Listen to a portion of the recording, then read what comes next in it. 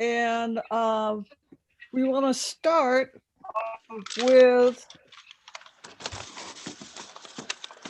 what we call,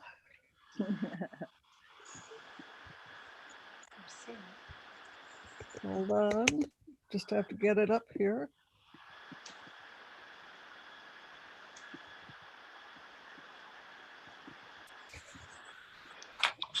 So Women Against Military Madness addresses this, a land acknowledgement statement, to those among us in the audience who are not Indigenous people.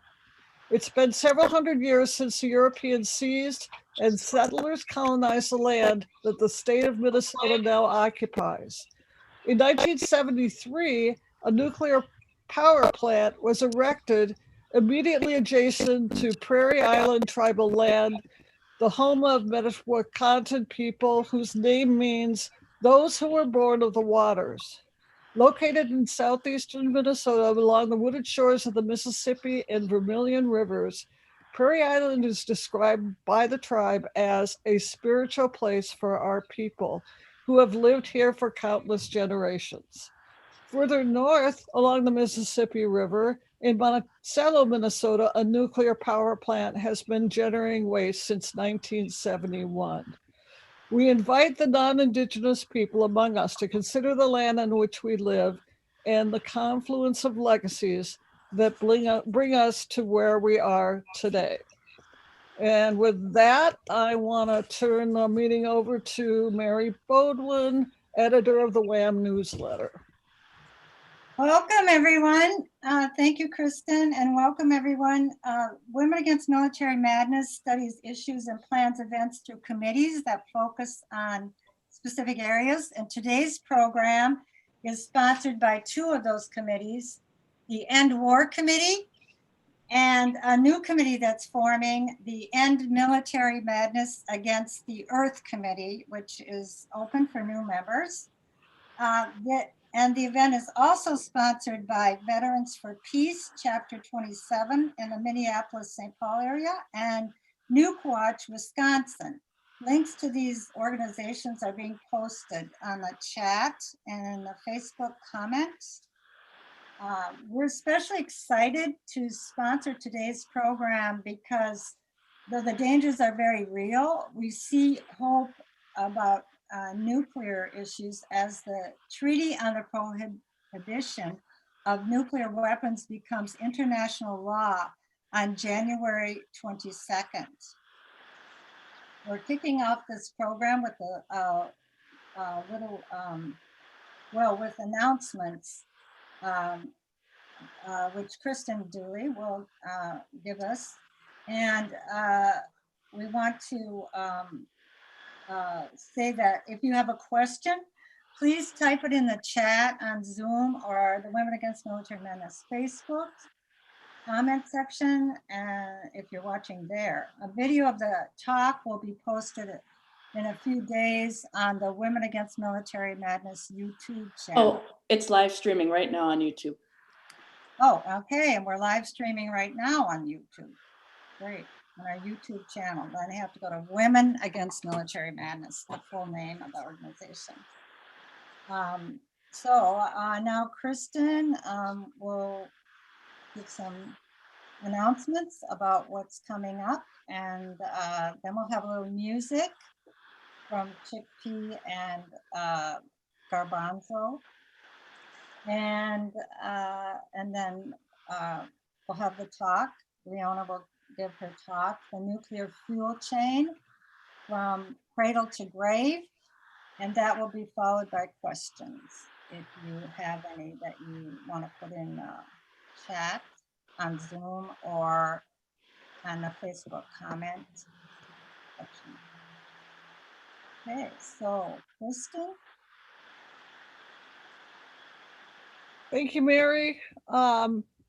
There are just two announcements that I want to make to start, and that has to do with nuclear events coming up. One of them is in the making and is by Nukwatch, Wisconsin, and we're hoping that someone there will come and give the details us. I know it's like everything else, all events, they're always in the making and we're working as we go. So I just wanted to let people know, please, the links to Nuke Watch are going to be in the chat, and contact them for more information for their event. WAM's End War Committee, however, has an event on Monday, starting Monday, January 18th and going through Friday, January 22nd, where Veterans for Peace, Chapter 27, and the End War Committee of Women Against Military Madness will be collecting non-perishable food and personal items for the Minnehaha Food Shelf from January 18th through January 21, from 2 to 3 p.m. each day at 4200 Cedar Avenue South in Minneapolis, which many of us know is where the WAM office is. Items will be distributed on January 22nd to the Minnehaha Food Shelf to celebrate the UN treaty to ban nuclear weapons, which will become international law on that day. So please contact WAM and come on by with your non-perishable food as we talk about and continue to work on making sure the treaty to ban nuclear weapons becomes real. And that's it. Thank you very much. Next time, I could give the details for the Nuke Watch action.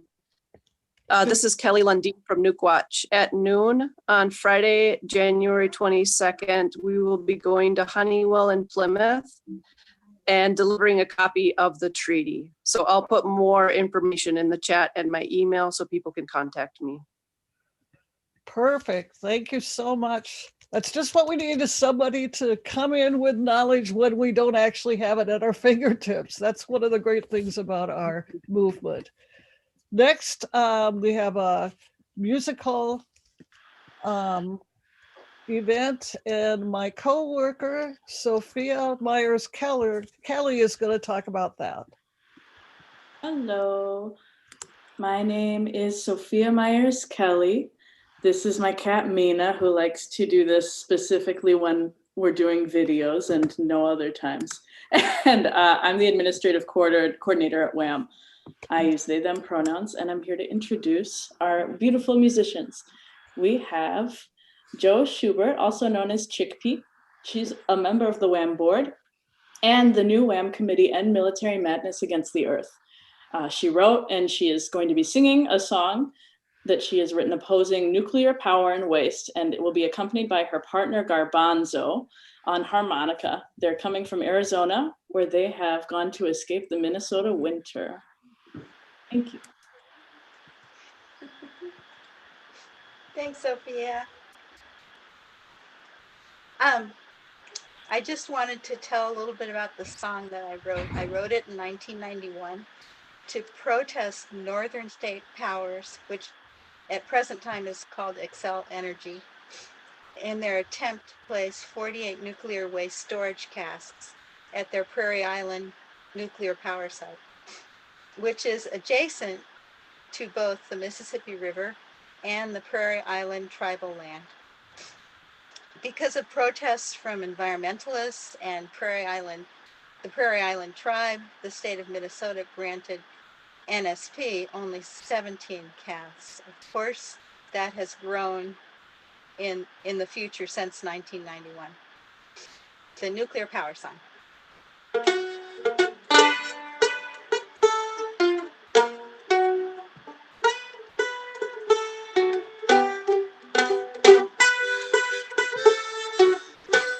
I heard it from a tree and a mountain flower high.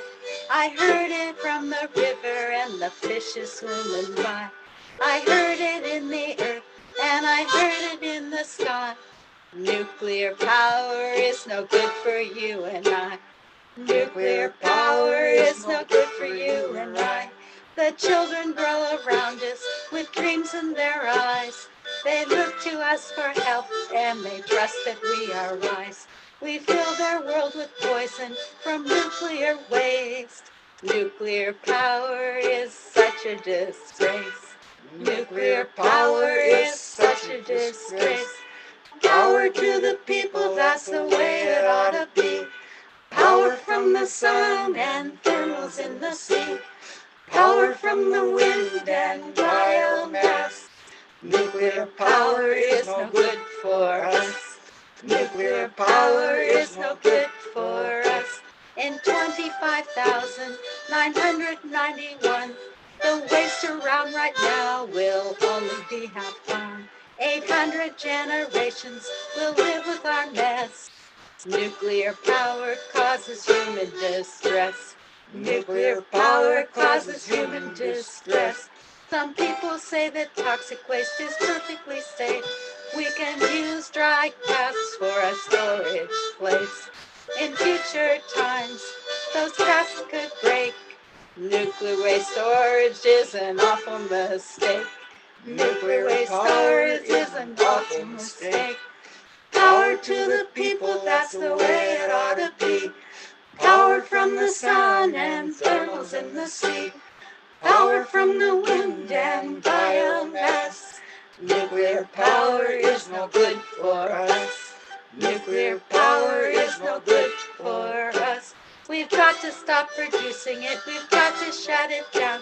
If we keep making nuclear waste, no one will be around. It will ruin our world and kill humankind. Nuclear power is a terrible crime. Nuclear power is a terrible crime. If we care about a tree and a river flowing by, if we listen to our common sense, we'll know the reason why. If we care about our children and humanity, we've got to stop this nuclear power insanity. We've got to stop this nuclear power insanity. We've got to stop this nuclear power insanity.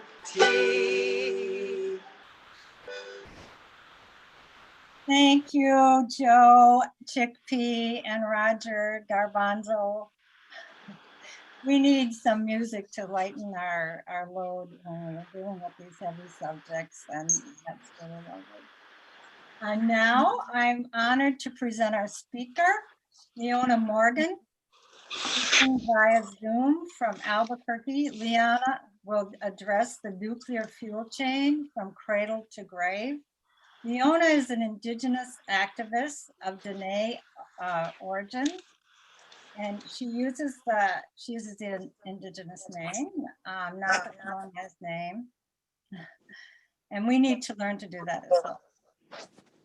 And she's a community organizer who co-founded and coordinates the Nuclear Issues Study Group in Albuquerque, New Mexico. It's a multiracial, she's involved with multiracial, multi-generational, and women-led work in her volunteer organization. So now we're very honored to hear Leona.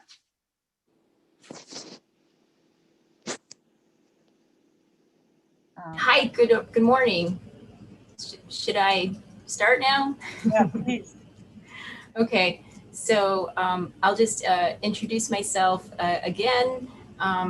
Traditionally, we say our clans, so I'll just start that way. Yat Eabine, Che Leona Morgan, Yinchkep, Twitch Eating Ishlit, Sanam Bitni Bushes Chin, Kiani Dashiche, Totally Dashanella. And I'm coming live from Albuquerque, New Mexico. I have a presentation for you all, and I'm just gonna make a disclaimer that some folks that have seen my presentations are gonna recognize some of the images and slides, but I'm gonna try my best to broaden the topic to the whole nuclear fuel chain, as we said, from cradle to grave. And so I am a community organizer, and I'm not an expert. So that's another disclaimer. Some people might say community expert, but yeah, essentially, if there are any highly technical questions or topics, I guess you can contact me directly later, or I can point you in the direction of who would have that information. So I just want to say welcome and thank you to Mary for setting this up. I met Mary last year, and it was a surprise to me that we are going to do this kind of talk. And oh, I see someone is also in space with me. I'm looking at all of you beautiful people on the chat. Not everyone has their cameras on. Some folks are on the phone, and so I just welcome everyone. So I'm going to start by sharing my screen, and then I will also switch to an online map. Some of the information we can post it later. A lot of people ask for the presentation. I don't really share the presentations itself, but of course you can always come back and watch on Facebook because it'll be here permanently on Facebook. And if there's any other information on the websites that I'm using, I'll try to put that in the chat too. Okay, so here we go. Got my presentation here. So what I'm going to do is just run through in general what are the various parts of the nuclear fuel chain. And being from New Mexico, I'm going to really focus in on New Mexico, and then come back and then try to make a connection to you all watching from wherever you are. So I just want to say hi. I recognize a lot of folks out there, and I'm really honored to be here with you all. And with that being said, this week and in the recent past, I just want to acknowledge some of my heroes and some of our relatives that we just lost recently. I want to dedicate my presentation to Deb Abrahamson, who did a lot of work around Hanford, who just recently lost her battle with cancer last week. And then also Carrie Dan, who has been a tremendous woman fighting some of the issues in Nevada. So not just Yucca Mountain, but gold mining on her land. And so I met both of these women through another organization I'm part of called the Western Mining Action Network. And then of course, some of you may have known Deborah Whiteplume, who also did a lot of work on uranium mining. She just passed away last year as well. And then my mentor, it's been about a year, Robert Tohe. So it's just a tremendously heavy time, especially with all the events that occurred this week. And I can honestly say this is why I'm sure all of us do this work, is because of the power and the racism that is embedded within the United States government. And so my presentation is called, we called it this event is the nuclear fuel chain from cradle to grave. But I'm also going to talk a lot about nuclear colonialism and the effects to not just my people, but all Indigenous peoples around the world. So, okay. So okay. I don't know if you can see the whole, is the screen share good? Sophia, thumbs up, great. So this is an infographic that we created. Part of the work I've done, just to give you a little bit of history, I've done a lot of work on uranium mining. And then for a short time, I was really focused on radiation monitoring. And then right now, a lot of the focus is on the nuclear waste issue in the country. So this infographic was developed by a colleague of mine, Yuko Tonahira, as part of the radiation monitoring project that we worked on with Dave Kraft. A lot of you know Dave. So it's a very simple graphic. It shows the beginning of the fuel chain, starting with uranium, and then all of these steps to make the fuel for uranium going to the power plant. And this year, we're going to be releasing a new map. I'm really excited. Yuko is working on a new one, a new infographic for depicting, where does weapons fit in here? Because as Mary said earlier, the treaty to ban weapons, the United Nations Treaty on the Proliferation of Prohibition of Nuclear Weapons should go into force on January 22nd. And we'll see how that might change things. But starting with the exploration of uranium, a lot of the impacts to my personal family and why I got in the fight is because some of my my relatives have been impacted by cancer.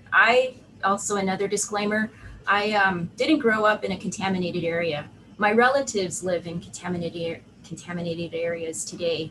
And was very privileged to live in a household that was, we had running water, we had electricity, and, you know, growing up, I was just as American as the rest of you. And then as, you know, as I was educated on more about my culture and about uranium, especially today with the impacts from COVID-19, I think it's really important for you all to know there's about 20 to 30% of my communities on the Navajo Nation specifically that still have no running water in the home.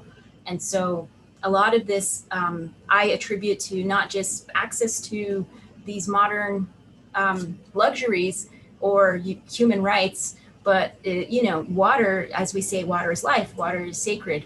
And so I say human rights in quotes because it is a human right, but we still don't, some of my people still don't have access to it, and they have to drive for miles to get water because of some of the contamination that was created, not just from uranium mining, but coal mining. And so the issue of uranium mining, uranium processing is huge. And there's a lot of impacts happening right now in the Dakotas. Currently, ISL mining and conventional mining are very, they're happening now all over the world, not in New Mexico at the moment, but some of the current politics, especially with the recent president, there's been a very strong push to increase the amount of uranium that's available. However, I just want to put it out there that we really don't need to mine uranium. A lot of the uranium has been coming from degrading some of the weapons. This is a big issue. I think there's a real disconnect with the nuclear fight in this country, at least, that a lot of folks I know, when I started getting involved in nuclear issues, people didn't really know what uranium mining was and all of that. And so uranium mining, exploration, the impacts from all of that are still affecting our people, because basically in the, you know, before the bombs were created, the first weapon to be dropped was in New Mexico on July 16th, 1945. So prior to that, a lot of exploration occurred, and it basically just perforated the earth in different places. Companies came in, they put holes in the ground, they didn't cap all of these holes. So in some cases, there's, you know, I heard a story from a young woman on the reservation who talked about how she can't, they have horses and she can't gallop her horse because if that horse's hoof might get stuck in one of these holes, you know, it's going to hurt itself and she's going to get hurt. So they have to be very, where she lives, this is a big issue. And the work that I did primarily in the 2007 to 2014 was largely focused on in-situ leach uranium mining. So in-situ leach uranium mining is a process where they don't actually physically take the uranium ore out of the ground. They just inject chemicals into the earth, into the aquifer where the uranium is located. And the aquifer is used as a means to transport the uranium up to the surface. So they inject essentially baking soda that would oxygenate the uranium, the aquifer, to make the uranium mobile, and then pump that back up through a series of wells. This is happening. Like I said, I mentioned the Dakotas, Nebraska, and then it's also happened in southern Texas. In order to do this type of mining, they are required to get an aquifer exemption, which is a type of permit from the EPA. And what that means is a section, if you could imagine the earth, a section of the aquifer would become exempt from water laws. So different, you know, water standards that are to protect us and to protect the water. But how could you exempt just a little, you know, a little part of the earth when the earth is alive and water moves, groundwater moves? So this is a very problematic thing that it exists in our country and different parts of the world to essentially, it's necessary to contaminate water in order to mine it. And then that community is going to have the impacts of that contamination permanently. When I was working on ISL mining, I asked, well, how long does the permit last? When does the company apply for a new permit?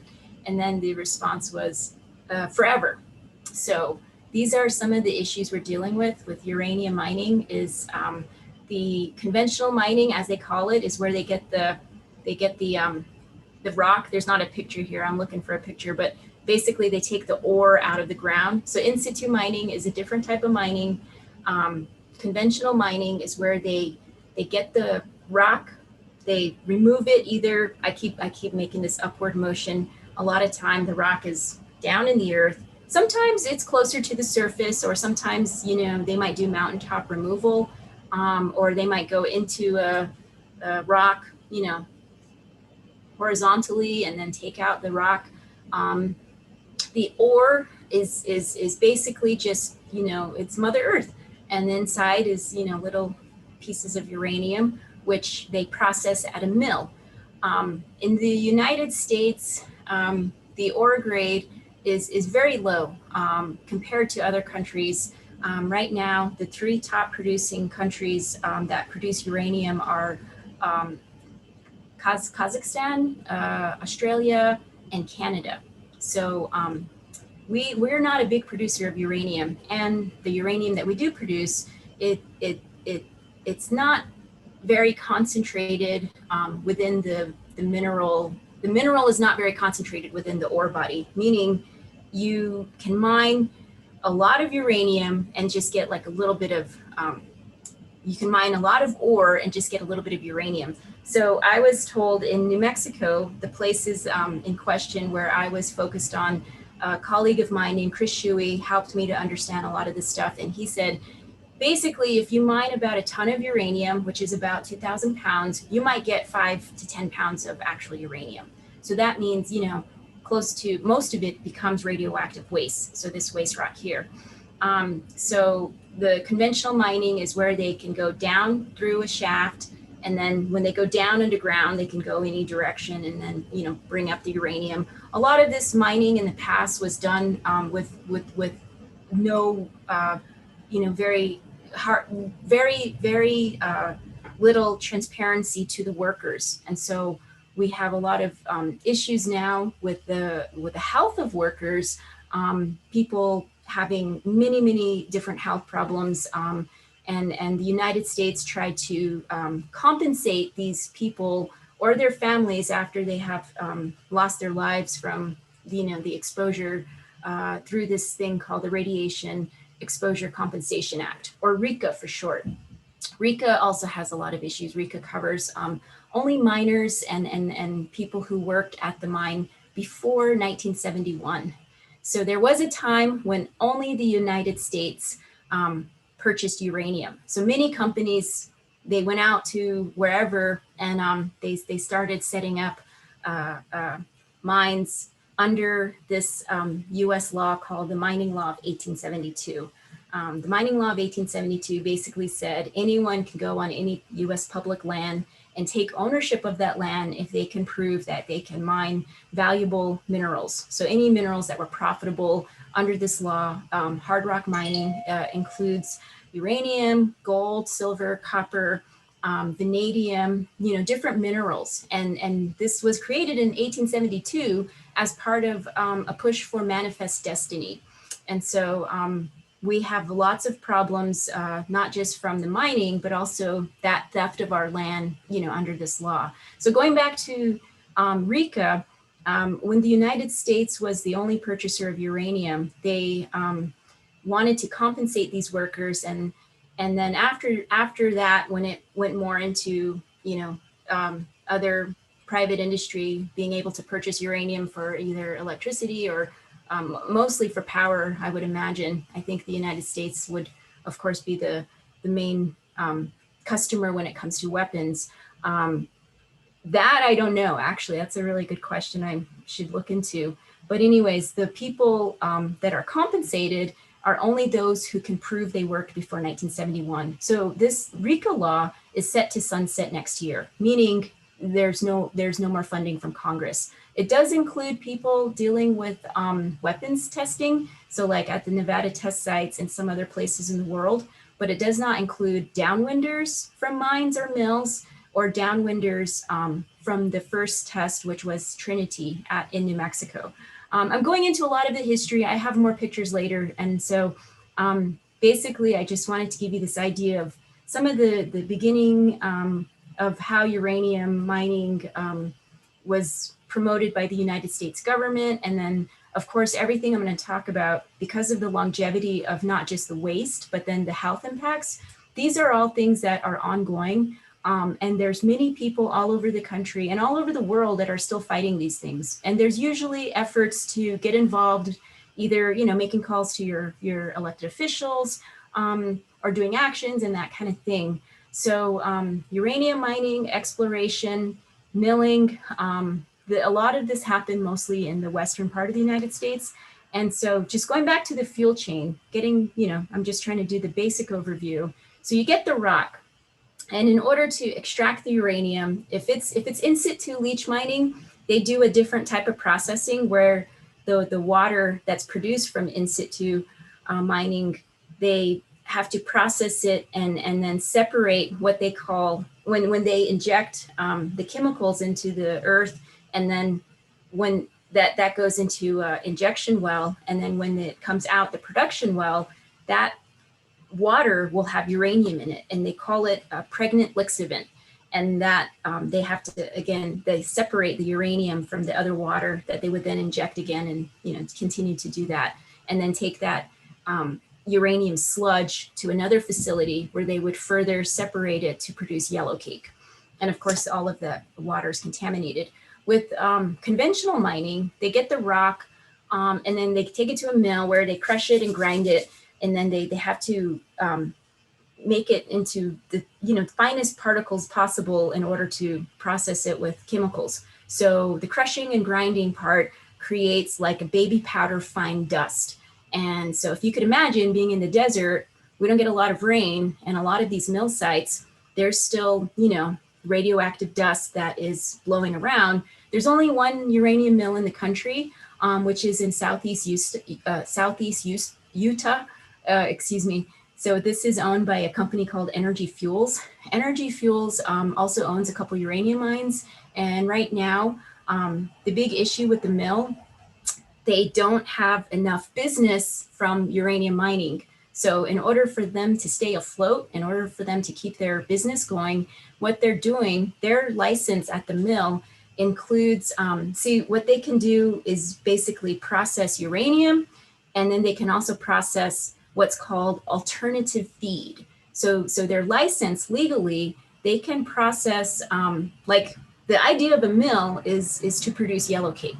So this is their business, is to make yellow cake, it's production. And because there's not a lot of ore coming in, they're using this alternative feed to process any kind of radioactive waste under the guise of production of yellow cake. Essentially what they're doing is storing radioactive waste on site. And then that mill, it's located within an indigenous community, the Ute Mountain Ute community in White Mesa. So it's a horrible situation right now. They have at the mill, what happens after they crush and grind the ore, those tiny fine particles would then be processed with different chemicals to separate the uranium to make yellow cake. And what's left over is a lot of liquid waste and solid waste. So you see this tailings. This is just a graphic. If you could imagine, just huge. It kind of looks like a lake. It's like, or a big swimming pool of just radioactive waste just sitting there, liquid waste, solid waste.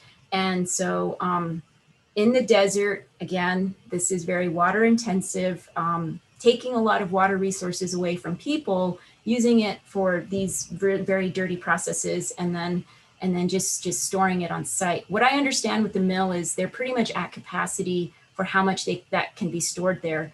And this is an issue right now because they're beginning to take waste from not just all over the country, but even places like Japan and Estonia. So the state of Utah has been trying to address this. The community is addressing it. Several NGOs are working to address this. But one of the connections to another topic that I'm going to bring up in my presentation, I haven't even really gotten to the rest of the slides because I want just to explain, this is the front end of the fuel chain. Right now, what's happening at the mill is they're trying to go into business with my tribe to do cleanup, meaning they're saying, oh yeah, we can take away that uranium waste, we'll process it at the mill and we'll store it for you at the mill. And this is creating a lot of issues of moving waste from one community to another community, which is not okay. And the only, and what they're doing is, they're trying to profit from this. So this uranium mill, again, Energy Fuels, is in the Four Corners area. It's the only one operating in the country. So what happens after the mill? These next stages of the fuel chain, I'm not going to go into too much. There's a few other facilities in the country. I know Metropolis is one, and in Illinois. I just saw Dave Kraft joined, and I know some of these questions, if you all have, if I can't answer them, I might direct you to other groups. Like, of course, I'm part of a national campaign dealing with the national waste issue. So we work with many groups all over the country, like NIRS, Nuclear Information Resource Services, Nuke Watch, of course, and Nuclear Energy Information Service, the Citizens Awareness Network. There's a lot of us. I see a lot of you on this meeting, so that's great. So after you get yellow cake, that yellow cake then needs to go through further processing. Eventually, it will go to an enrichment plant, and again, there's only one enrichment plant in the country that's also located in New Mexico. This is owned, it's a foreign company that owns the plant, Urenco, which is owned by basically England, the Netherlands, and Germany. And actually they're trying to sell it. This is something that's ongoing. I was just thinking, what if we bought it and then just shut it down? That would be interesting. At this moment in time, the question of how much they enrich the uranium to is something I've been asked, and I don't really know, because this is really where the uranium can either be enriched to create nuclear fuel for the power plants or go towards weapons production. So the amount of enrichment would determine the path of the uranium. So after the enrichment processing, this infographic is focused on the energy side. We'll be making a new one that will include the weapons complex as well. And so I'm just going to skip down to the nuclear power plant. So after the uranium is enriched and they make it into the little pellets and put it in the fuel rods, it's then used at a nuclear power plant in what is the most expensive, dirtiest, way to boil water. So this is a big boiling pot for creating steam, and then eventually it makes electricity.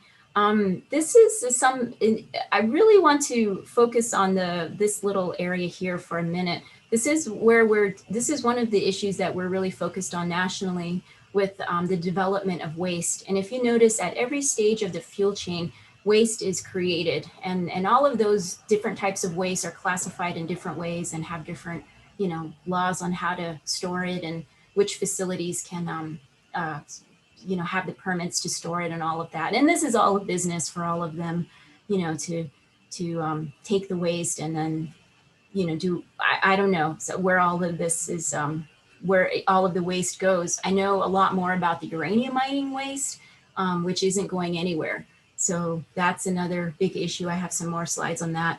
But here at the power plant, we have basically this, like I said, the steam that comes out of it. This is a big issue for us today dealing with climate change, because especially with scientists from the IPCC and then a lot of elected officials, such as our president-elect, saying that nuclear energy is needed for a transition, to a green energy. And people say, this is a clean source of energy. It is not. It is anything but. It is one of the most dangerous, most contaminating sources of electricity. They count that. This is the reason why. I'll tell you why they count it as a low carbon form of energy. They only consider the carbon footprint of this power plant right here. They calculate, the construction, the operation, and then the decommissioning into the carbon footprint of nuclear energy. So that carbon footprint, it's relatively small compared to the entire nuclear fuel chain. They don't count any of the previous steps. They don't count, any of the waste, and they don't count one of the most lingering issues that we're dealing with today, which is the waste that's created at the nuclear power plant, which will be radioactive for tens of thousands, hundreds of thousands of years. Some say even millions of years. So we call this the back end. So the waste created at the nuclear power plant, the spent fuel rods or high level radioactive waste is a major issue because the United States, they have no way to deal with it. There's no permanent place to put this waste. And I was explaining the issue to a friend of mine. And so I was explaining how the United States, basically created their policies on how to deal with radioactive waste. And when the first power plants opened, they still had nowhere to put it and how to deal with it. So they just said, okay, we'll figure it out at a later date. And then that date came, and then they just kept, pushing back the date. Eventually, they just took the date away. So my friend said, oh, they're just like kicking the can down the road. And I was like, yeah. And then eventually they just put the can, attached it to some helium balloons, and then just, it's still there, but they're just pretending it's not and trying to still figure it out for the future. So this is an issue I'll get to. We're dealing with now because there's no permanent place. Yucca Mountain is named by law as a permanent place to put the waste. Of course, this Yucca Mountain has a lot of issues technically, and we'll probably, there's a facility there, but the activists working on it know it will never take high-level radioactive waste. And so the idea now is these temporary waste sites that they're calling Consolidated Interim Storage. There's two proposals, one in New Mexico and one on the New Mexico-Texas state line. So Consolidated Interim Waste, Interim Storage is this idea to store all of the waste from the entire country temporarily until there's a permanent place. So the two proposals right now, they're moving forward. We're in the NEPA process. The draft environmental impact statement for both of them came out last year, and we're awaiting a final decision this year on those two EISs. And the permits, the application right now for these permits would be for a 40-year period that I know for Holtec, it can be extended twice. I think the same for waste control specialists, that they can open and operate for 40 years and then extend it again for 40 years, 2 more times. So for at least 120 years. So this is again, the idea that, okay, within 120 years or so, the United States may have a permanent place to put the waste. Okay, so this is just an overview of kind of the whole nuclear fuel chain. I'm going to go into some pictures, and then again, I'm going to show you a map of New Mexico. And if someone can give me maybe a little time check, or let me know what's going on here. So I'm going to be watching the chat. So Sophia, if you would just kindly, whenever you can give me some time markers, that would be great. Okay, so I introduced the idea of, the nuclear fuel chain, and I talked a little bit about how, the uranium mining, the exploration was affecting Indigenous people, specifically in the Southwest. This is where my home is and my people. So I can only speak for myself and my people as an Indigenous woman, but I also acknowledge that there are many Indigenous peoples all over the world. In the United States, some, and according to the federal law, we're called American Indians, but I call myself an Indigenous person. You might say Native American. The most appropriate would be to call the people what they call themselves. So I am Dene. And across the United States, the federal government recognizes about 575 federally recognized Indigenous nations. There's of course more than that who are not recognized. The North America, as we call it, is Turtle Island. So of course there's Indigenous peoples on Turtle Island, South America, Asia, different continents all over the world. And I've been trying my best to learn about and reach out to other Indigenous peoples who are impacted by the nuclear fuel chain. Earlier I mentioned the first weapons test was in New Mexico. And I just want to acknowledge that the uranium for the first weapons test and the 2 bombs dropped in Japan, that uranium came from the Belgian Congo, today known as the Democratic Republic of the Congo. And so we are in touch with some of our relatives over there as well, who are still dealing with the impacts from the Shinkolobwe uranium mine. So all of this is collectively the impacts from the development of uranium, the processing of uranium, the testing of the weapons, and then now the waste storage. These are some of the major parts of the fuel chain that are impacting Indigenous peoples.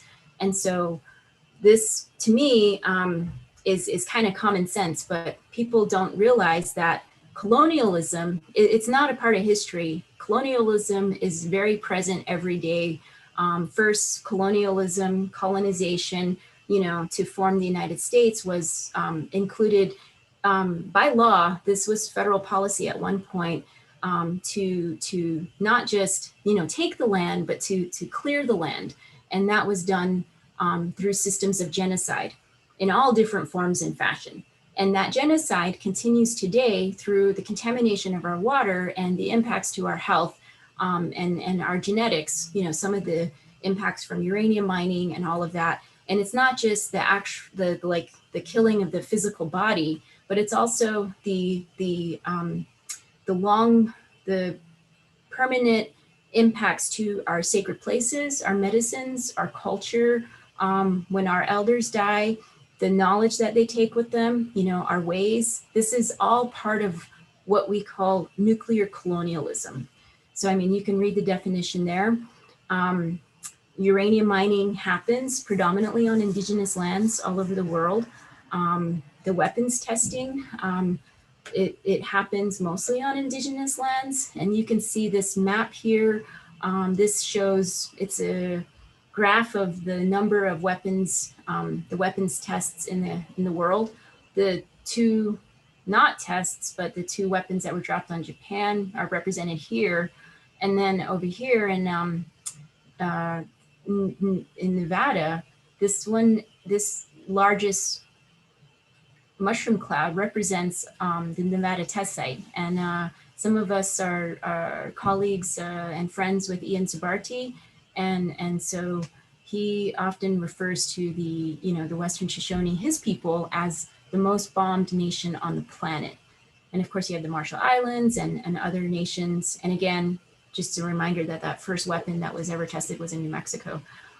So this, I just wanted to come back again to the graph to show that exactly what I'm saying, the different steps of the fuel chain and how much it impacts Indigenous lands. And if some people say, well, that's not on a reservation. Well, the United States is 100% on stolen and occupied lands, the so-called United States.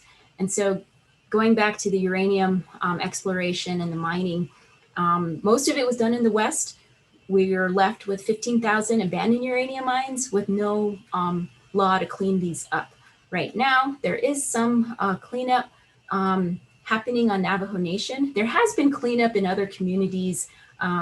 Most of these, the places that were mined in the early days, this was all before the EPA existed. This was before, any of the water laws were in existence. the 1872 mining law that promoted mining, and that's all kinds of mining, left over 600,000 abandoned uranium mines. I mean, not uranium, just any kind of mine. So over 600,000 mines in the country, but 15,000 uranium mines.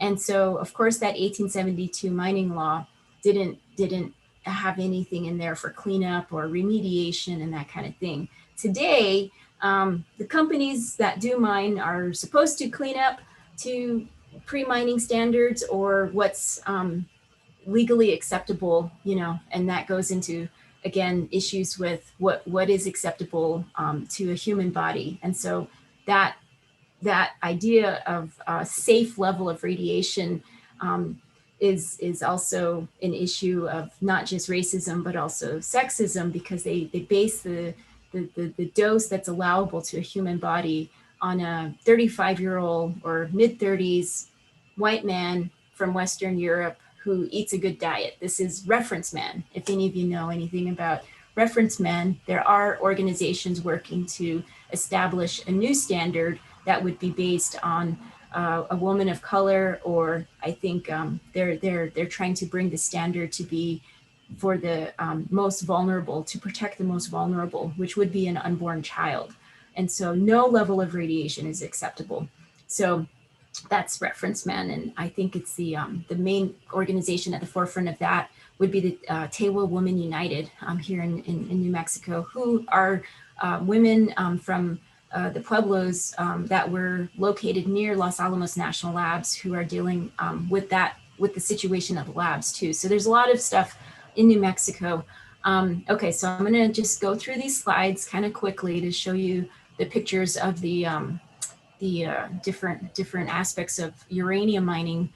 You can see the deposits in the United States. Again, I mentioned South Texas, and then over here in Virginia.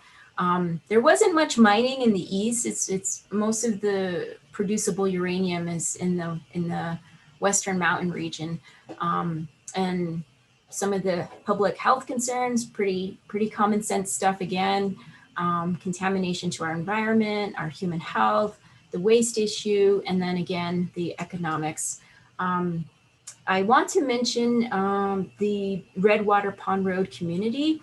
This is a place that's one of the most contaminated from uranium mining, and it's located just north of Gallup, New Mexico. So this is, again, in the Four Corners region, and there's right now some cleanup happening in the United States. I said there's no law to clean up all the 15,000 abandoned uranium mines. There is work on about 523 abandoned uranium mines on Navajo Nation that our tribe, our government is working with the federal government to clean up.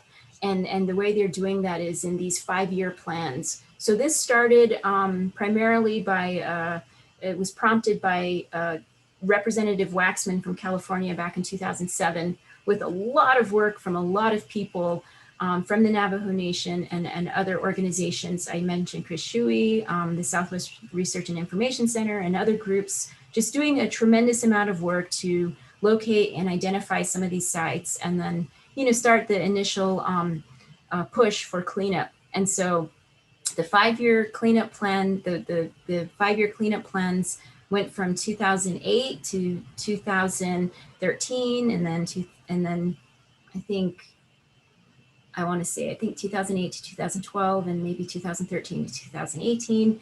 And then there's a proposal for more, but right now there's nothing that has been approved for more cleanup. So there was 2 so far, and I believe the next proposal is for a 10-year plan. But what I'm trying to get at is these 5-year plans, you know, how can you really do a comprehensive job when we have so much and there's not a lot of funding? What happens is the governments, they try to go after they go after the perps, the potentially responsible parties. So these would be companies that created these mines, many of which don't exist anymore. And so the ones that do exist, you know, we might get a settlement, we might get some funding there. The biggest issue for me personally, this is one of the biggest issues right now, is dealing with this company called United Nuclear Corporation, or UNC, which is now owned by General Electric. This community here, there's again Redwater Pond Road. It's north of Church Rock. We always say Church Rock. Church Rock is a community that's along the railroad, along I-40 and the railroad, just east of Gallup, New Mexico. And this is about 12 miles north of that community. We still say Church Rock, but technically Church Rock's a little bit down the road. Here you can see some of the houses. There's the residents that live here. Next to the UNC mine, next to Kerr-McGee was mining here. Many of you probably know that name, Kerr-McGee. There's a Kerr-McGee, it says Church Rock 1 mine. And then off the picture, there's another uranium mine. So they were living between several uranium operations. Here you have very close to their homes, a uranium mill. So UNC was mining here and then processing the uranium here. Kerr-McGee, their uranium, they processed it at a different mill. So there was a lot of transportation. And when back in the early days of uranium mining, again, no regulations, no transparency to the workers or to the communities about how dangerous these elements are. Trucks were hauling uranium with rocks, dust blowing out of the truck. A lot of these roads, part of the early work that Chris Shuey did, I know in the Church Rock Uranium Monitoring Project, or CRUMP, they did a lot of scanning of the area, and they found that a lot of these roads are still hot with gamma radiation. And so this community, there's, children who live here, the school buses go through here, the children are waiting on the side of these contaminated roads for the school bus. There's, a lot of horror stories I've heard about uranium mining, just so many stories about families, people who worked at the mine or the mill, taking home things from the mine or the mill, especially when they shut down. They might have had gravel on site, they might have things that look like supplies, but are actually contaminated. People took these things home and sometimes built their houses with them. Sometimes, use the rocks for paving their area, and further spreading out the radiation, but also, bringing it home and getting their families sick. So there's a lot of long-lived problems. The community here is right now dealing with the big issue of cleanup.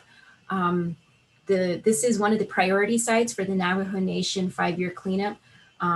What happened, there's different stages. Some of the early stages included scraping up contaminated soils from around the housing. So in some places they scraped up like 6 inches of topsoil and then they moved it away. And this is in a very complicated area. Geopolitically, this is all called checkerboard. So it goes into a lot more of the laws related to the General Allotment Act, and the formation of the reservation. So if you could imagine in this little picture here, we're looking at several different types of land status and jurisdictions. There's Navajo Nation reservation. Navajo Nation has its own EPA and different laws. There's private land, there's state land, there's federal land, all within this little picture. And so these companies, these are private land. This is reservation. I don't believe there's any allotments here, but allotments are a different type of land status. And so over in this area I believe this is DOE or DOD land. It's a federal land. And so the community here, they told the government, we want our area cleaned up. We want you to take that uranium off the reservation, take it away from here. So what did they do? They scraped up some of the uranium and then they piled it over here in this area, technically off the reservation. But as one of my heroes, Edith Hood, says, that could just eventually, they take the companies, to do cleanup, they'll pile up the waste. If you're lucky, they put a liner underneath it. Back in the early days, I don't know what the qualifications were for the liners, how thick they were, what they were made of, and when did they start requiring these liners, you know, to protect the groundwater. So they should, when they have a waste pile, they should have a liner underneath it, and then they put the waste there, and then they cover it with different layers of earth, and then the top layer would be vegetation to hold the soil down so it doesn't blow away. But what happens when you scrape the topsoil off is all of those nutrients that would help the vegetation to grow, you know, that's gone. And so oftentimes the vegetation doesn't grow. Even when they do seeding, you just see like this white pile of dirt. So what Edith Hood says is, you know, eventually all that is just going to blow back onto them. And then this is also the site over here where the tailings were stored. So the mill that operated was storing their waste right here. In 1979, the waste from the uranium mill, it was being stored in a tailings pond that had the barrier to keep the water, the liquid in, was a clay wall that had cracks in it. And the company knew it was cracked. I'm pretty sure the government knew it was cracked because this is all documented. And they just kept using it. They kept putting in more waste, and eventually that wall broke. And then all of that liquid waste flowed into this little ditch here. So this little ditch eventually connected to the Puerco River that then transported over 90 million gallons of liquid waste into Arizona. And then the solid waste, it was about 1,100 tons of solid waste. So right now, the company, they are required to monitor the site, but again, they only monitor within their private land. They're around their fence, and within that, they don't, you know, take care of the river, and they certainly don't go, you know, into Arizona. And as I understand, a lot of that waste that was transported on July 16th, 1979, the same day, July 16th, 1945, was a Trinity test. So July 16th is a day of infamy. And I know Kevin Camps always makes reference to as well that July 16th was the same day the Holtec application was accepted by NRC, which I'll get into next. If I know I'm going into a lot of detail, and I have a lot more slides. So just bear with me here. But this area is going through some cleanup now, and I have some slides on that. But yeah, July 16th, 5:30 in the morning, the dam broke, and then the water went into Arizona. In 2015, there was, even prior to 2015, but in 2015, the downstream, just past the Arizona state line, there was a documentation and awareness of contamination to a community known as Sanders, Arizona. The water utility company had sent a letter to all of the customers that, hey, your water is contaminated with uranium. So don't drink your water. Don't use your water for baby formula. At a maximum, maybe healthy adults can drink up to 1 liter of water a day, but you cannot drink your water. This because what they were getting out of the tap was over 2 times what's the acceptable limit of uranium in drinking water. So this was in 2015, they had identified that their water was contaminated with uranium. The community, they fought this.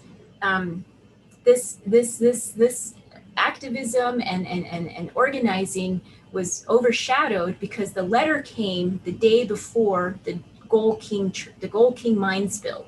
So as the community was generating attention and getting support from the government, the utility company sent this letter on August 4th, 2015 to say, you know, don't drink your water, it's contaminated. But then the next day was the Gold King mine spill, and all of the attention, the Navajo Nation's capacity is very small. All of it went to Gold King mine spill. So eventually they got water from a different source, which wasn't, and we believe that it was caused by, I believe that that water was contaminated from this spill, and that where they were pumping the water out for the community, I believe was a place that was contaminated from the previous mining. What happened is they changed where the community gets their water from, but they never changed the infrastructure. So all of the piping and plumbing and all of that is the same, you know, it's still contaminated. The community was satisfied with that. I was very heartbroken that they didn't continue to fight it to force the government or the company to buy, you know, to replace the water infrastructure. So you hear a lot about, you know, I can't, on my mind, I'm forgetting the lead contamination that occurred in other parts of the country got national attention. These issues on the reservation, we don't get the same amount of attention as some of the other water issues. So, okay, moving on. I'm going to come back to this. So these are pictures of the community and the cleanup that happened there. You can see this is a picture, Bertha Nez, I love her humor here. Our extreme home makeover, she says, her quote, as she holds up a picture of what this hill looked like before the cleanup. So this hill, there's you can see all these trees here. She compares it to this picture later after they took out all the trees and they scraped up all the soil. And then behind her, you can see some of the grass has grown back. And then there's a couple trees here. The community asked that they don't remove all the trees, especially in one part of this cleanup. The community told the company that there were some burials, and they told them, don't dig up the earth there. We have some of our family buried there. The company continued, and they disrupted some of those graves, and then they decided, okay, well, maybe we shouldn't take out all of the earth and all the trees. So that's where some of the trees remain. So not only, you know, all of these horror stories, you know, these are things that are happening today. And it's just really sad, you know, the treatment to their family and to, you know, to their loved ones buried there. So this is Edith Hood. Again, I mentioned her earlier. She's one of my heroes. She's still living out there. The cleanup that's going on right now, the community, the Redwater Pond Road Community Association, basically, I guess in the simplest ways I can say, there were many families living out there. They all had houses and they were all fighting for cleanup, and they wanted new houses built in another place because the government was saying it's too dangerous to live here, you all have to move out. They were demanding that houses be built in a traditional area that their family was from and used. That's a little bit north of this location. But what's been happening is that the EPA has been basically buying out the community and moving them, relocating them to other places. So this conquer and divide tactic. So they literally help to purchase houses where the community is now spread out in different places. So that unified voice, it was really impacted there, and it's really hard, I know, for them. I don't blame them for moving, but this is, you know, current day relocation of Indigenous peoples from their homes. And so this is Larry King. He worked at the mill when the spill happened. So every year the community does an event on July 16th or around July 16th to commemorate and remember what happened. So he's retelling the story, you know, when the dam broke and he got the call in the morning. He's going to work July 16th, 1979. The recent year, 2020, they didn't do the event, obviously, because of the coronavirus. They started these events in 2009. So during these events, they invite local elected officials, they invite, you know, allies, they invite everyone. As Edith Hood said, anyone who is doing work for Mother Earth is invited. They have a prayer walk in the morning. They do, you know, retelling of the stories, and then invite people to speak. It's a whole day event. If they do it again this year, I'm sure any of you who would like to join, you can contact me about that. This is 2017, and these are some of the exhibits from their event. Okay, so I wanted to go back to the cleanup. So right now, this is one of the current issues that you all can get involved in if you would like. We're still working on some talking points, but there's a NRC, Nuclear Regulatory Commission public comment period open now, because the cleanup of the mill, the cleanup of the mine, the Northeast Church Rock mine that was owned and operated by UNC, now General Electric, they're still trying to clean that up. So here's the mine. So Redwater Pond Road is if you can see these red triangles, these are the Redwater Pond Road community houses. So this is a top-down view of the picture I just showed you. The mill was here, and then the spill that happened went down here, and then Arizona's over here. So it's a different angle. North is up, and the other picture, south was up. So right here, this is where the mill site was. And the proposal today, what's going on is the company, General Electric, they're trying to clean up the mine. So their proposal is to scrape up the mine waste. They're gonna move, their proposal is to move 1 million cubic yards of mine waste and pile it on top of the mill waste. So this is their proposal for cleanup. And then store it there or leave it there permanently. The waste that's more radioactive, that they call it PTW, I keep forgetting the P, primary threat waste. I think that's what it is. Anyways, the PTW waste, that's a higher level of radioactive waste. They're proposing to move it to the White Mesa Mill. So I talked a lot about the White Mesa Mill. So basically, the cleanup would mean moving waste from one Indigenous community to another Indigenous community. And of course, Energy Fuels wants that because they think they can make some money off of it. It's not really making money from the yellowcake production. It's making money as an alternative waste storage facility. So this is what's happening today.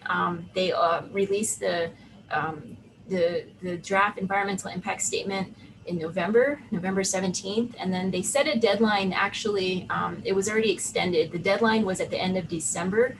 And I just want to give a shout out to Sarah Fields with Uranium Watch. She I would say, took the lead in getting the extension. So now we have a little bit over a month to send in comments. This is a really complex situation because right now, the EPA is pretty much pushing its weight to do this cleanup. As I understand, the Navajo Nation, it's almost like their hands are tied. I had a 2-hour meeting with the Navajo Nation Superfund office, and they don't like this plan. The community, they don't like this plan, but we need cleanup. We want cleanup. It's important to have cleanup, but the proposal for cleanup is unacceptable. And so a lot of the residents that were living here are now dispersed in different places. And so when I come in and say, this is a bad cleanup plan, it's again that story of, oh, well, you're an outsider. You're not from here. But my mom's family, traditionally, if the map were larger, my mom's family is from about over here, or maybe a little bit more north of here. So my family, they're from this region. And so I do feel like I could, I'm not a stakeholder today, I don't live there, but how can we fight these issues if, the EPA moved the community out and there's not a lot of money to do cleanup? This is a very complicated thing because what the community is saying is if they put that waste on top of the mill waste, what happens if there's like a major flood? It could become a second church rock spill is what they're saying. Yet all of this has been documented. They said it in the scoping period. It's in the transcripts, but this is what they're pushing. This is what the EPA wants to do for cleanup. So here's another, here's a cross section of it. So the existing waste here, the brown part, this is what's already there. And so what they want to do is put on top of that the mine waste. So this cross-hatched area would be new waste that they then would cover with their different layers of rocks and sand and then some grass or whatever. But yeah, this is a horrible plan.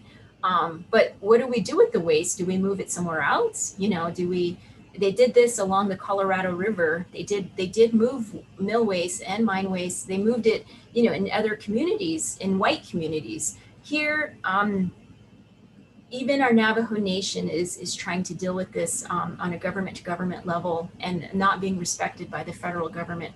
So I've been working with some folks where we're trying to put together our talking points and get people to send comments. But it's incredibly complex because we don't want the waste to remain where it is. We want it taken away from the reservation and moved somewhere else, but we don't want to burden another community with it. What do you do with 15,000 abandoned uranium mine sites? You know, so I'm kind of leading up to, you know, what do you do with high level waste from over 100 reactors? So this is what we're dealing with. I just wanted to show a picture of another initiative I was a part of called Hall No. So this kind of illustrates a different situation, but coming back to the transport issue, Energy Fuels owns the mill. So here's the Four Corners. If anyone doesn't know what the Four Corners are, it's right here. The coming together of the Utah, Colorado, New Mexico, Arizona, and then here's Navajo Nation, Hopi Nation, and then there's several other White Mesa community. Havasupai. There's a lot of indigenous nations in this little map that's shown here of the Four Corners region. One of the issues we were dealing with had to do with the uranium mine. We're still dealing with this. This is still an issue. The Canyon mine, the Grand Canyon area has over 2,000 uranium claims there. There was what's called a mineral withdrawal, meaning that 1 million acres of land are protected from new uranium development. Of course, this is something that's been challenged by the Trump administration to reduce that, including Bears Ears. Bears Ears up here was a national monument, a huge fight that was also reduced by the Trump administration to allow basically uranium mining. And then there's a lot of other laws that have been, a lot of other initiatives that have been pushed forward to make uranium a critical mineral, you know, for energy, domestic independence, and all of these things. And some of these, I'm still looking into what happened last year at the end of the year with this omnibus bill that passed.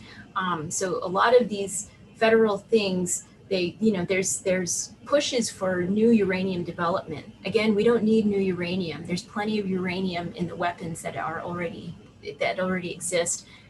But then again, we don't really need to develop uranium from those either. We just need to stop using uranium for electricity and weapons. That's the number one thing. We don't need to develop uranium. We don't need to downblend weapons to become fuel. All of it just needs to stop.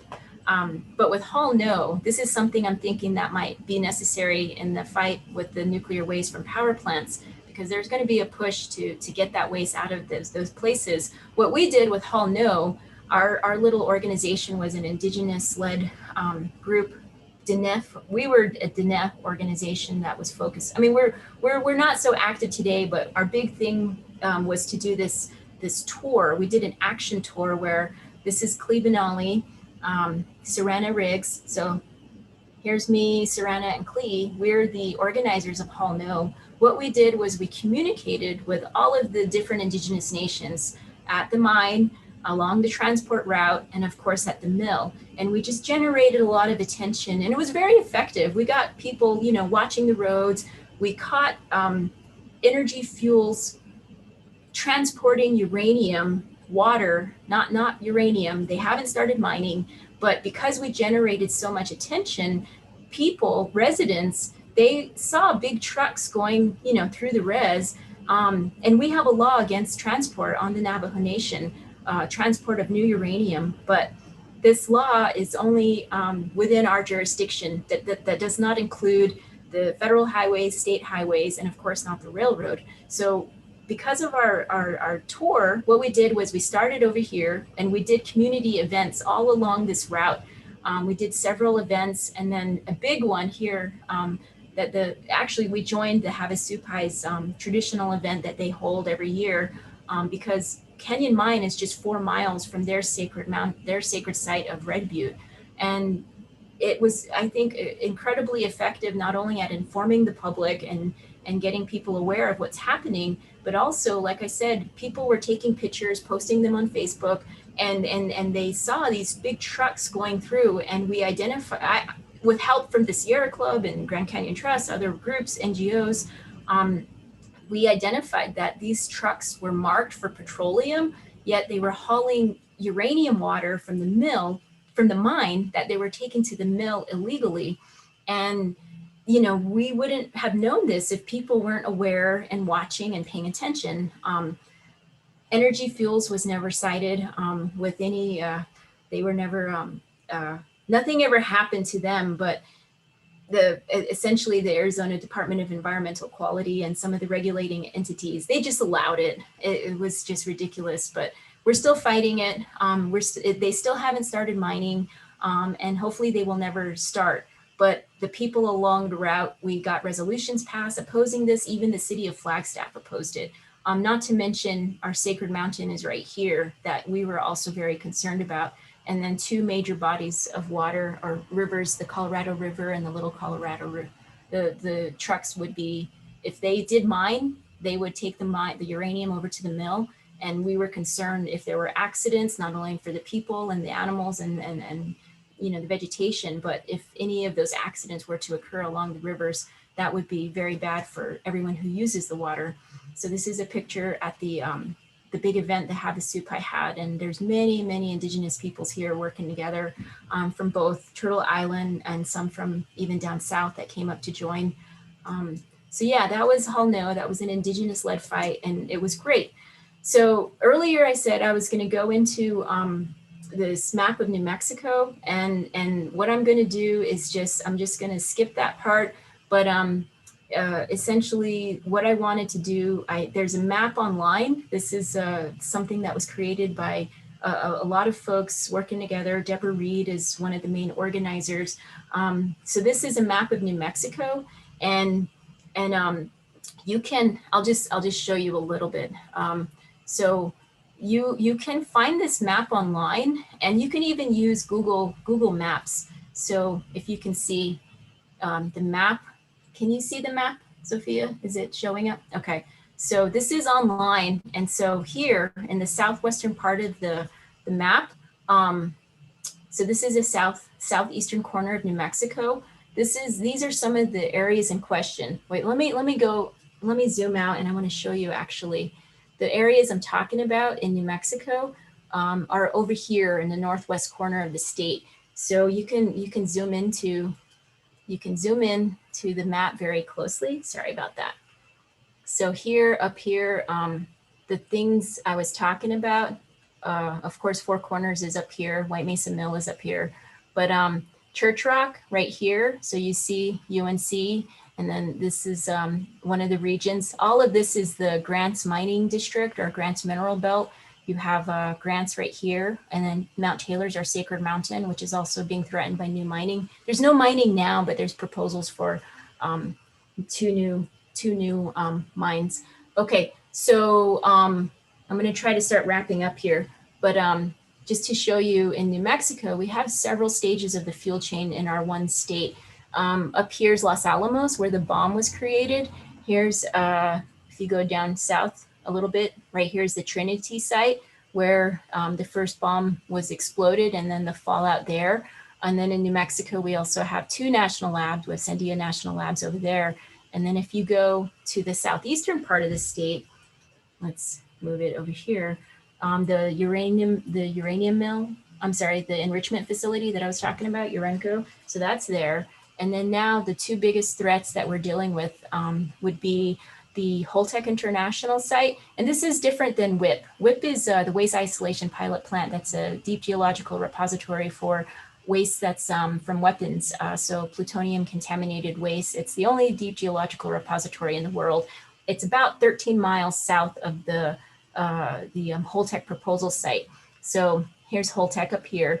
And then 40 miles to the east is Urenco in Eunice. And then on the Texas side of the state line is where Waste Control Specialists is located. So you have all of these sites. All in a cluster. I'm sorry for the fast zooming.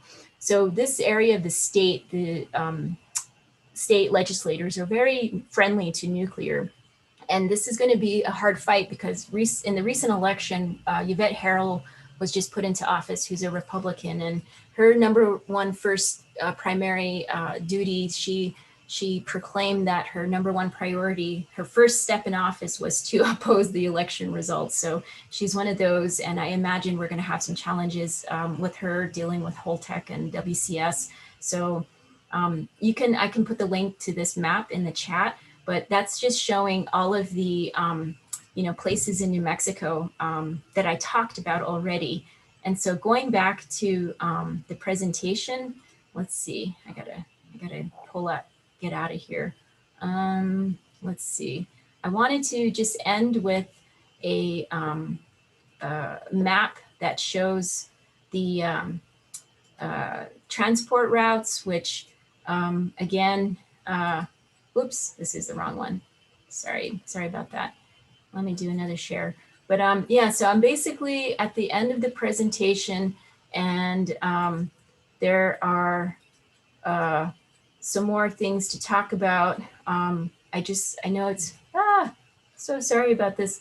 I want to explain a little bit about the what is consolidated interim waste and what can we do about it.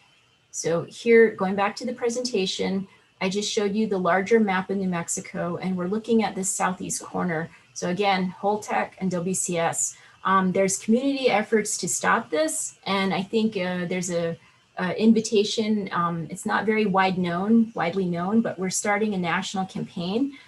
If people are interested in joining the national campaign, this is something we're working on, and you can probably contact me, or I'm going to volunteer Dave Kraft, who should, if you can put your email in the chat, Dave, because we do need help. We do need to grow our resistance to this. It's not just an issue that's going to impact New Mexico. It's a national issue, and this has to do with the storage of nuclear waste and how it's done. So right now we're fighting these two bad proposals for storing waste temporarily, which we say is illegal, under current law, which is always being, can change any time.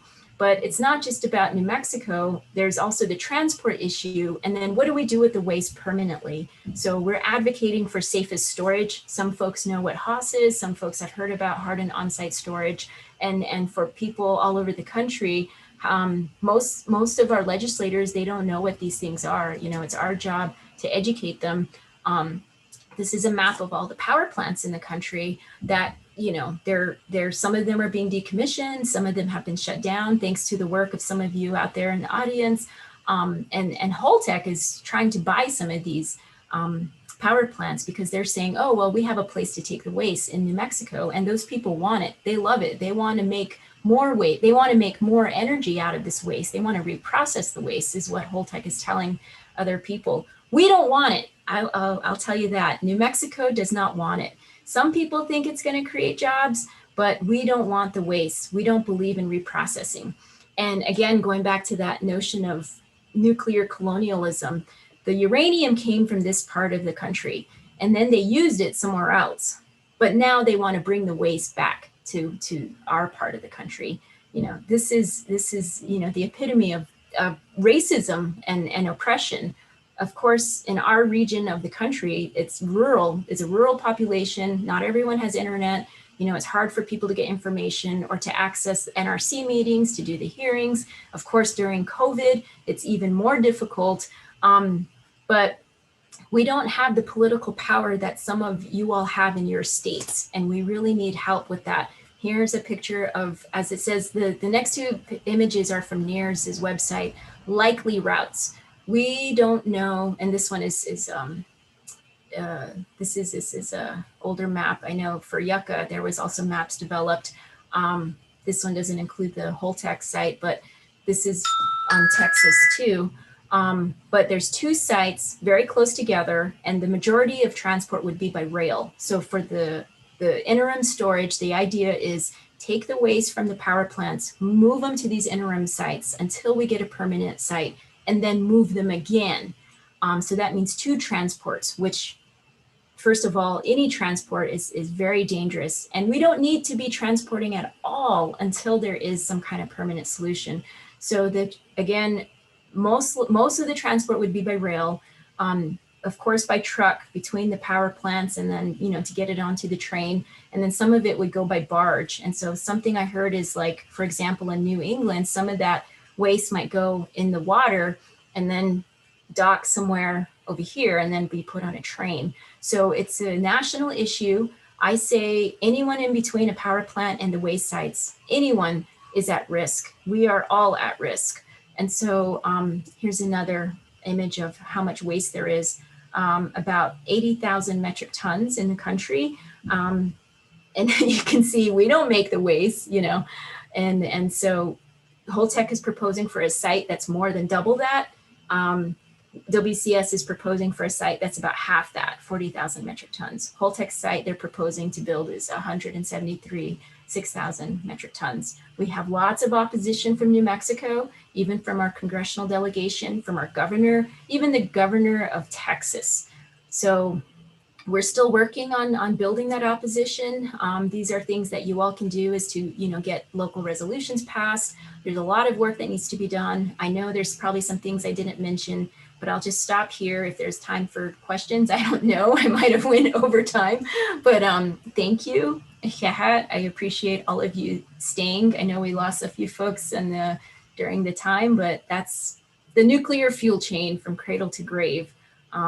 So I focused a lot on the beginning part because we're still figuring out what to do with the end part, and we need your help. We need a lot of folks to get involved.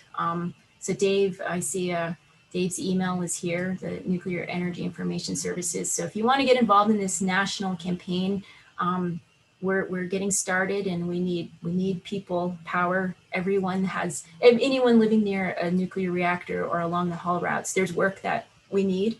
And we need your help. So please get involved. Well, thank you so much for this wonderful presentation, Leona. This is just fabulous. This is really great and so much good information. And I understand you're doing it as a volunteer. So that's just, we're so appreciative of this. Can we take some questions now?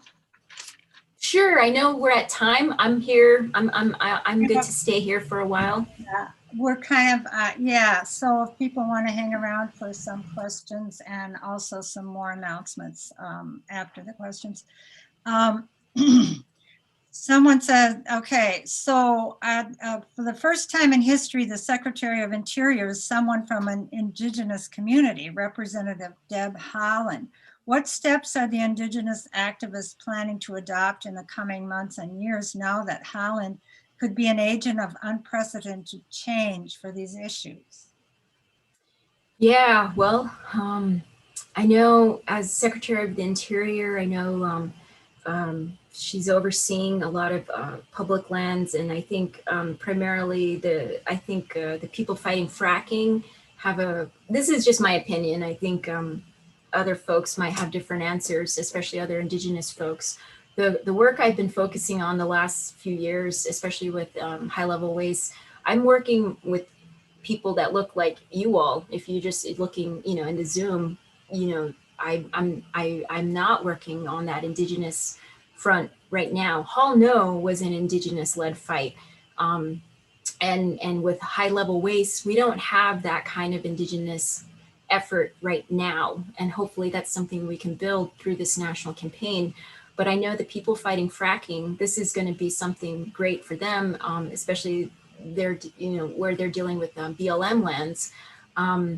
With Deb Haaland going into office, our organization, Albuquerque Nuclear Issues Study Group, we were the very, very first group to meet with her after she became our Congresswoman. And we informed her of all of these things. I know she's aware of uranium mining. Being from Laguna, they're living, her communities in the area where the largest open pit uranium mine existed. So she's very aware of uranium mining issues, but when it comes to high level waste, or even things like RECA, Trinity, all of the other stuff, we did a lot of education with her, but I don't believe this is really, I don't know how much power she has to help us with the NRC. So this is something we're going to have to explore and figure out. Of course, it's, to me, I'll quote myself. I was asked by a newspaper, you know, what is you know, my response to an Indigenous woman, especially a woman, you know, being put into office. You know, how is this going to impact Indigenous peoples? And I think, you know, first of all, it's an incredible victory and very important that people of color and Indigenous peoples be put into, you know, these positions, especially when it pertains to our lands that were stolen from us. However, Deb Haaland, like any elected official, is going to need education and to be held accountable. We can't assume she's going to always make the right decision just because she's an Indigenous person. And so that was something I know that we need to continue to keep our relationship with her and others. But the most important thing, I think all of you know, is just simple education is the key thing. So I honestly don't know. She's done amazing things, you know, working against violence against Indigenous women's. There's a lot of other issues that she's great on, dealing with our issues of nuclear waste and nuclear energy. We really have to keep working with her and to make sure that this is something that is a priority for her.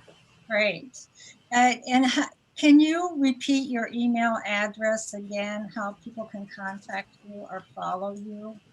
So my personal email is not the best way to get a hold of me. I just put it in the chat for anyone. A better email that folks might be able to get a quicker response. We have a whole team of folks at Nuclear Issue Study Group that are watching our email.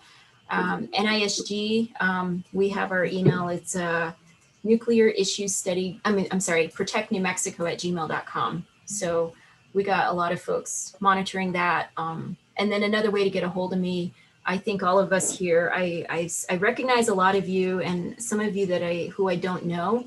I welcome people to give me a call. I'm going to put my phone number in the chat. If you just say, hey, you can text me. I like getting text messages. It's the best way to get a hold of me. Just say, I saw your presentation and, you know, if you want some more information. So I put my contact information in the chat. Now, do you have any information, Leona, about the possibility of waste from our 2 nuclear power plants in Minnesota on the Mississippi River being transported along highways and railroads to a centralized location like well, or Texas? I can't answer that. I don't think anyone can answer that right now because the routes are unknown. They will not be publicized because of national security. The concern is acts of, you know, terrorism or other threats that, you know, people might target this waste, you know, to use to make dirty bombs or whatever they might do with it. So as I understand, your power plants are not scheduled to shut down until one of them, you said 2030, and then the other one is unknown. Right. So I would imagine after decommissioning, if these CIS sites are open, you know, that's another thing because we're planning to shut them down. We're hoping to never let them ever open. So I mean, my answer would be, you know, you all, I would ask you all to advocate for safest storage until, you know, a permanent, I hate to say solution, but until there's a permanent place to put the waste. There is no solution. There's, you know, there's only bad ideas, but whatever is the safest way to store it, the safest thing would be to keep it where it is, not to transport it until there is a place to put it permanently so that it only has to be transported once. But the map I showed, I would imagine it would go by rail if the CIS sites were open. And what I was told is maybe this would be, the routes might be publicized 4 days ahead of time to give communities a chance to be aware of the waste going through, again, for security issues. And something one of the representatives from the railroad said, whenever they do get a shipment of anything, they don't know the routes until, you know, just before they have to ship it, because they have to schedule it with their current manifest of other, you know, trains and other transport that's happening. So it's really impossible to predict the route. I mean, you would just have to consider what are all the railroads between there and here if the CIS sites opened. Very, very frightening stuff. Very frightening and secretive. Do we have time for a couple more questions? I'm here for you. I see announcements. There's a hand up. Mato Mi. Go ahead, first. Greetings. Mako here, regional indigenous resistance leader for Lahi, commonly known.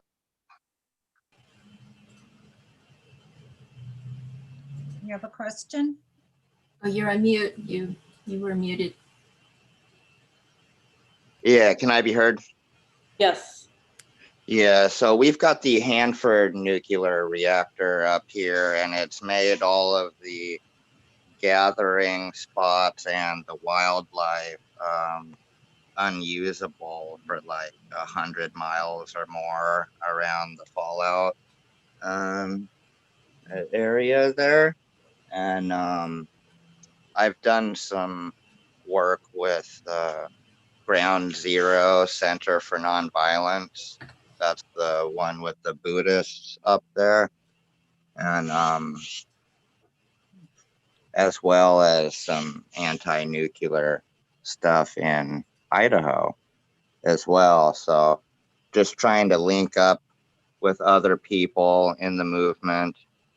And partially you answered my question saying that there wasn't an indigenous movement, or I don't know, maybe an indigenous movement wasn't engaged or whatever. But you know, so Well, I don't know how that can be. uh-huh.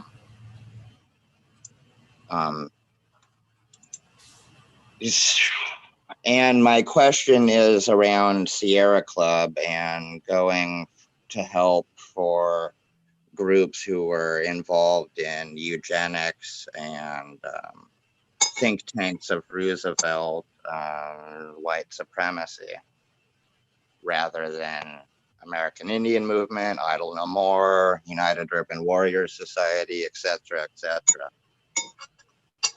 Okay, yeah, I can answer. I can respond. So with the national campaign, we do have what we're calling an indigenous arm of the campaign that some of us, we are still in the process of communicating to some of the bigger indigenous groups, such as there's Indigenous Environmental Network.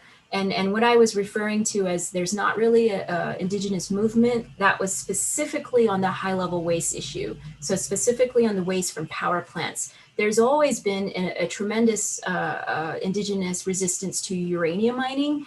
That's from decades ago. I mean, AIM and other groups have always been advocating to stop uranium mining.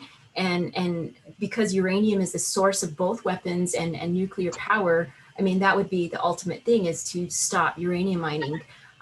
So that exists, and there's many indigenous elders, leaders who have spent a lot of time on that, and even allies who have helped with our fights.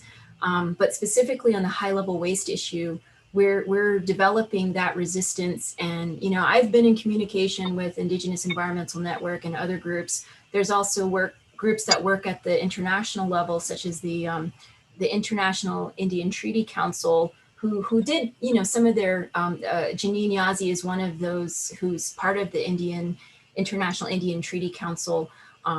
They, you know, she had input into the United Nations Treaty on the Prohibition of Nuclear Weapons. So, you know, working with ICANN and others. So yeah, there's a lot of folks in various organizations working regionally, locally, nationally, and internationally. But a lot of that is focused on uranium mining. So what we do need to build is that resistance to the CIS sites and some of these other issues. And of course, weapons has always been an issue for Indigenous peoples who have been, you know, like especially at the Marshall Islands and other places who have been impacted. So, but yeah, I just wanted to let you know this. I hope to see it growing, and you know, in a few years, maybe it's going to look a lot different regarding the waste from power plants and the Indigenous resistance to that. So yeah. Thank you. Okay. Do you have time for a couple more questions, or otherwise we'll go to announcements? Sure, it's up to you, Mary. I'll leave it up to you. It's up to you. I'll take one or two more questions. Yeah, no problem. When will we know the result of NRC disapproval or approval of the CIS? Sometime this year, Okay, sometime this year. later this year. Okay, and isn't there a processing plant for nuclear fuel in Paducah, Kentucky? I would toss that to someone else. I know there's a lot of facilities all over the country. If anyone else wants to volunteer to answer that. I don't know what's going on in Paducah. Okay. This is Chris Williams with Citizens Awareness Network and Nuclear Information and Resource Service. The Paducah reprocessing plant has been closed, but it is a nightmare of waste. They have a mountain of what they call depleted uranium. And they're using some of that depleted uranium to make armaments. There's also a former reprocessing plant in Piketon, Ohio, that has, again, a mountain of uranium. And they recently had to close a junior high school because it was contaminated with enriched uranium. Both of those installations are closed. The history of them is mind-boggling in terms of their size and the amount of energy they consumed. Ironically, the uranium enrichment for the Manhattan Project, which took place at both of those facilities, was largely powered by an entire fleet of very dirty coal-fired power plants, which just makes the whole thing even crazier. I'll leave it at that. Wow. Thanks, Chris. I was going to call on you. I saw your camera go on. One thing I just wanted to add, the existence of coal and uranium, especially in our region and then in South Dakota, there is uranium in the coal. So when they burn coal, it also has radioactive releases, and the Bakken Shale formation up there, it's a huge issue.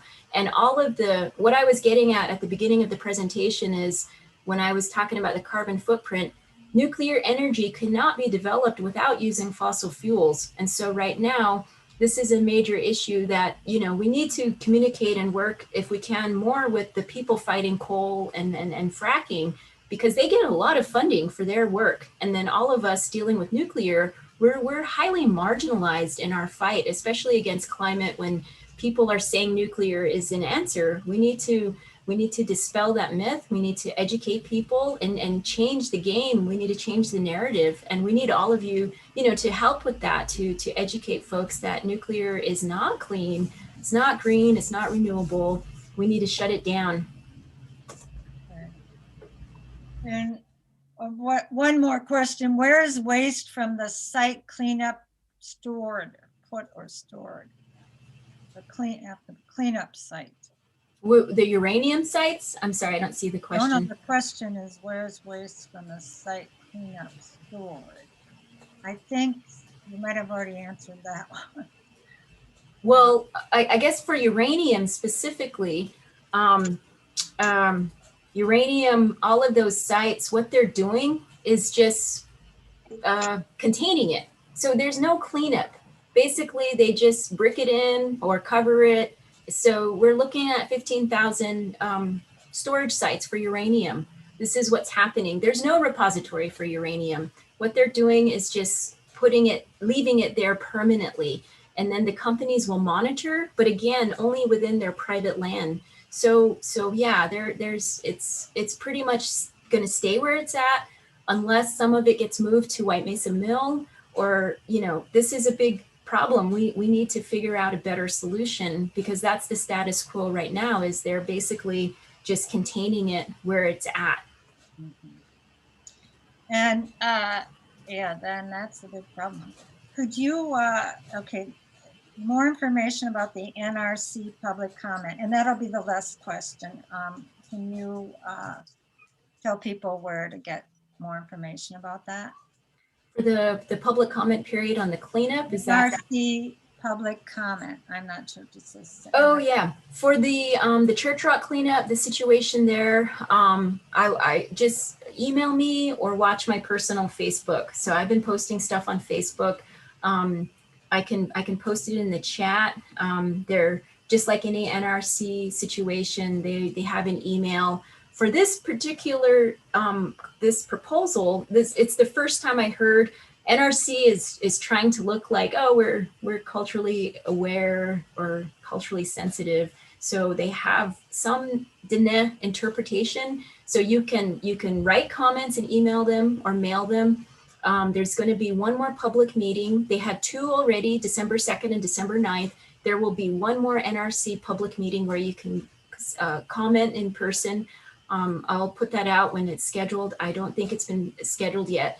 And they also have a phone number. So you can actually call this phone number and leave a message for the church rock cleanup. And that's in any language. So they're supposed to translate that. This is specifically for Diné speakers who don't, because you can't really write in Diné. And so it's the first time I heard NRC putting voicemail there for people to send comments. Okay, thank you so much. It's wonderful. Now, Kristen, if you're still around here, you want to give some final announcements before we say goodbye to Leona? That's right. I'm going to flip through these. First, I want to thank all of the sponsors of this event. That includes WHAM, Women Against Military Madness, End War Committee, and the End Military Madness Against the Earth committees, 2 of the 7 issue committees that WHAM has. Also, Nuke Watch Wisconsin, Veterans for Peace Chapter 27, and the Nuclear Issues Study Group. Also, recording of this event will be available on our Facebook page for Women Against Military Madness video section and on our YouTube channel. Probably take a couple days to get that up. I also just want to mention that for people that the End Military Madness Against the Earth is a new committee. Its acronym is EMMA, which we love. And because the US military is the largest emitter of greenhouse gases in the world, with 12 billion metric tons emitted since 2001, the connection with climate crisis and the military is obvious. So we are collecting information and we'll be holding events soon. Please keep in contact. We'll post things on WHAM's Facebook page. Upcoming events, actually just almost exactly 1 week from now, Peace Stock Gatherings for Peace Winter Peace Stock will be occurring online from 12:30 p.m. to 4:15 p.m. Central Time. And its focus will be on where do we go from here, featuring national speakers, including Sarah Flounders and Major Danny Schertzen, and also have the addition of many local groups will be holding Facebook events after the end of the speakers, and you can register at peacestockvfp.org. On Wednesday, the 20th in Minneapolis, we'll be holding a 20 inauguration protest. We demand a people's agenda. We're bringing groups from various different movements together to organize for a better future, and the location for that event, which will be from 5 to 8 p.m., is to be announced. Check our Facebook page. From Monday, June 18th through Friday, June 22nd, from 2 to 3 p.m., I hit the wrong button. That's our food drive to help ban nuclear war. And what's happened, I think most of you probably know, is the international UN treaty to ban nuclear weapons becomes international law this month. And so Veterans for Peace and the End War Committee of WHAM will be collecting non-perishable food to bring it to 4200 Cedar Avenue between 2 and 3, Monday through Friday, January 18th through January 22nd. Also on Monday, January 25th at 7 p.m. live, one of WHAM's founders, Dorothy, or not a founder, but an early member, Dorothy Van Soest, will be reading from her new book, Nuclear Option. This novel includes much nonfiction information about nuclear weapons and so-called atomic veterans. Please see our calendar for the Zoom link. And then also I got a message in the chat from representatives from the Peace Coalition organizers in New York City will be delivering yellow roses and thank you notes to the 51 missions in New York City that have signed and ratified the treaty. Roses to Missions, it's called. And also in New York City on January 22nd, there'll be a rally at Union Square, then a march to Isaiah Wall. That's it for announcements. I'm going to swing it back to Mary Baudouin.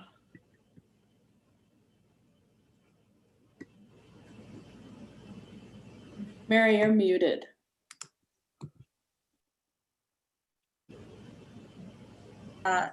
Thank you so much, Leona. This was a wonderful presentation, great graphics and great explanation. You're a very impressive grassroots activist who's doing this as a volunteer. This is just wonderful and inspiring to all of us, and how courageous and how much work you have done. And we hope to support you as you're going forward in whatever way we can. So we can see how disastrous this nuclear stuff is for the people and the planet, and the ones who are closest to it right now who really suffer from it. So thanks to Joe and Roger and Kristen and Sophia, and we will go forward, and we know we've got our work to do. And thank you so much.